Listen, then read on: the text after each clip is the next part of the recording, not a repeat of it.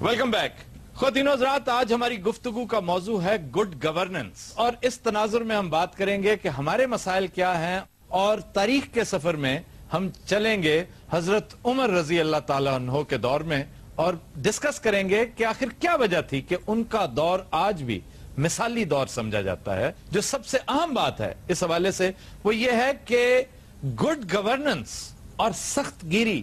یہ hand in hand together چلتے ہیں، اکٹھے چلتے ہیں۔ نرمی، رو رعایت اور کسی قسم کا جو پیار محبت ہے حکمران کی طرف سے unnecessary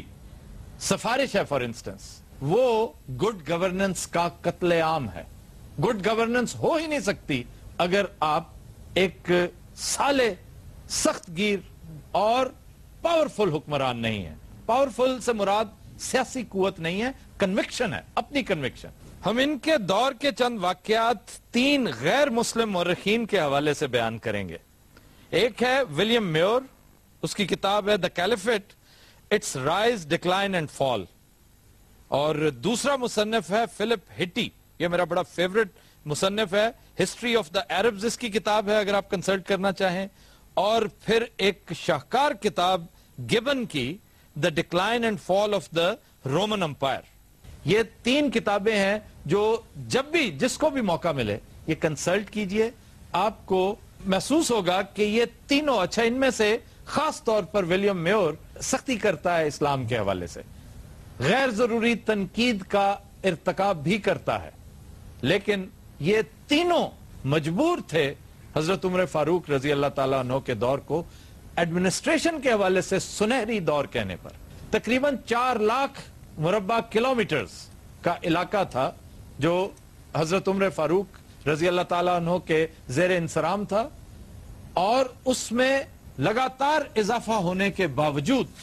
مجال نہیں کہ ایڈمنسٹریشن پر ان کی گرفت ایک لمحے کے لیے بھی، ایک دن تو بہت بڑی بات ہے، ایک لمحے کے لیے بھی کمزور پڑی ہو۔ اور اس کی وجوہات بھی ان رائٹرز نے اس کا جسٹ جو نکالا ہے، جو ایک سٹڈی کی ہے، کیس سٹڈی کر کے، وہ 3 میجر چیزیں بیان کی ہیں۔ نمبر 1، سیلف اکاؤنٹیبلٹی، خود احتسابی کا بڑا عمل دخل ہے حضرت عمر فاروق رضی اللہ تعالیٰ عنہ کی ایڈمنسٹریشن میں، اور اس کا آغاز انہوں نے اپنے گھر سے کیا ہے، اور جس میں ایک بہت بڑی مثال ان کے صاحبزادے کی ہے، جنہیں کوڑے مارنے کی سزا سنائی گئی، تو کہا یہ جاتا ہے کہ انہیں یہ خدشہ لاحق تھا کہیں میرا بیٹا ہونے کی وجہ سے ان کے ساتھ رو رعایت نہ ہو رہی ہو، تو ہی میڈ شور کہ وہ کوڑے انہیں لگیں، اور وہ کوڑے انہوں نے خود لگائے۔ یہ ایک ایسی حیرت انگیز مثال ہے کہ شاید ہی ایڈمنسٹریشن کی دنیا میں آپ کو کوئی ایسا ایک فرد نظر آئے جس کے ہاں اس طرح کی مثال موجود ہو، اور اس کا ریزلٹ آپ کے سامنے ہے۔ دوسری ایک بہت اہم بات، ایک سنہرا اصول جو وضع کر دیا خلیفہ ثانی رضی اللہ تعالیٰ عنہ نے، وہ یہ تھا کہ دوران حکومت یعنی گورننس کے ساتھ ساتھ آپ ذاتی کاروبار نہیں کر سکتے۔ یہ بات طے تھی، یہ ممکن ہی نہیں تھا کہ آپ، حتیٰ کہ 1-2 گورنرز کی شکایات آئیں تو ان کی نہ صرف سرزنش کی گئی، انہیں سزا بھی دی گئی، معطل کیا گیا کہ آپ خود کاروبار کر رہے ہو، تم کاروبار سلطنت چلاؤ گے، کاروبار حکومت چلاؤ گے، یا ذاتی کاروبار چلاؤ گے۔ اور گورنر کا تقرر کرتے وقت اس کی امانت، دیانت اور صلاحیت کے ساتھ ساتھ یہ شرط بھی لازم ہوتی تھی کہ وہ اپنی منقولہ اور غیر منقولہ جائیداد ڈکلیئر کرے، بتائے کہ اس کے پاس کیا کچھ ہے، اور جب وہ اپنے عہدے سے فارغ ہوتا اسے یہ ایک ایک چیز بتانا پڑتی تھی کہ اس میں کس حد تک اضافہ ہوا ہے۔ اور بڑی بڑی مثالیں موجود ہیں کہ ایسے ایسے گورنرز جو کسی نہ کسی حوالے سے انڈائریکٹلی، ڈائریکٹلی تو کسی کی جرت نہیں تھی، لیکن انڈائریکٹلی بھی اگر کوئی کاروبار کرنے کا مرتکب ہوا تو اسے کڑی سزا ملی۔ اور اس کام کے لیے محمد بن مسلمہ انصاری رضی اللہ تعالیٰ عنہ بڑے برگزیدہ صحابی تھے، انہیں محتسب مقرر کیا گیا۔ تیسری چیز جو انتہائی اہم ہے، یہی اسی حوالے سے ایک جو سنہرا اصول ہے، وہ ہے قانون سب کے لیے یکساں۔ یہ نہیں کہ قانون اس کے لیے ایک ہے اور کسی اور کے لیے، یہ خود احتسابی سے تھوڑا سا اس کا ایک براڈر سپیکٹرم میں اگر دیکھیں تو انہوں نے مثالیں قائم کی۔ سیف اللہ کا لقب پانے والے عظیم سپہ سالار خالد بن ولید رضی اللہ تعالیٰ عنہ کی موزولی ایک بہت بڑی مثال ہے، اور اس کے ساتھ ساتھ مشہور صحابی سعد بن ابی وقاص رضی اللہ تعالیٰ عنہ کو کوفہ کی گورنری سے معطل کیا گیا۔ پھر ایک بہت مالدار صحابی تھے ایاز بن غنم، یہ مصر کے گورنر تھے، اور ان کے بارے میں مشہور تھا کہ یہ ریشم کے کپڑے پہنتے ہیں، بڑی ہیڈونسٹک زندگی گزارتے ہیں، تو ان کی سرزنش کی گئی اور انہیں معطل کیا گیا۔ پھر فاتح مصر عمر بن عاص رضی اللہ تعالیٰ عنہ،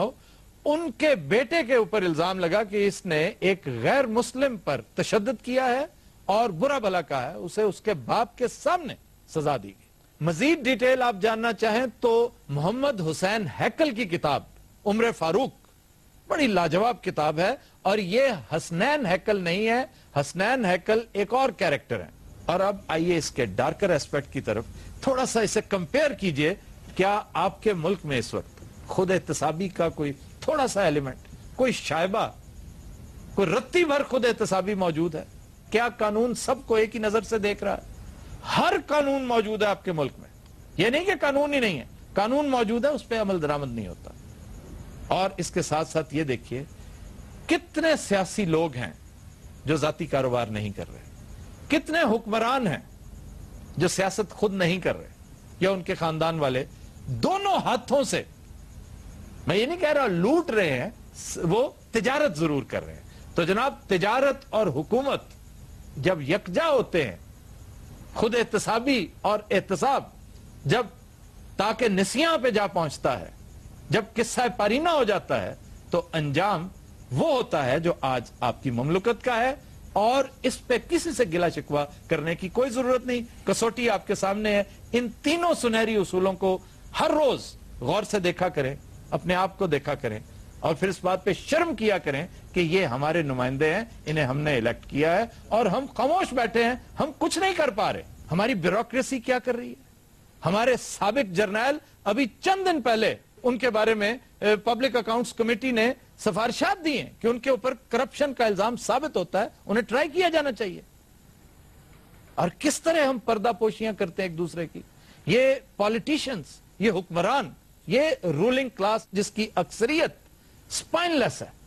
اور جس نے ہماری قوم کو سپائن لیس کر کے رکھ دیا ہے، یہ کبھی اپنے آپ کو کمپیئر کر کے تو دیکھیں ذرا۔ اور میں ہمیشہ گزارش کرتا ہوں کہ آپ اگر کچھ نہیں بھی کر پاتے تو کم از کم دل سے انہیں برا ضرور کہیں۔ خواتین و حضرات، we'll take a break, stay with us.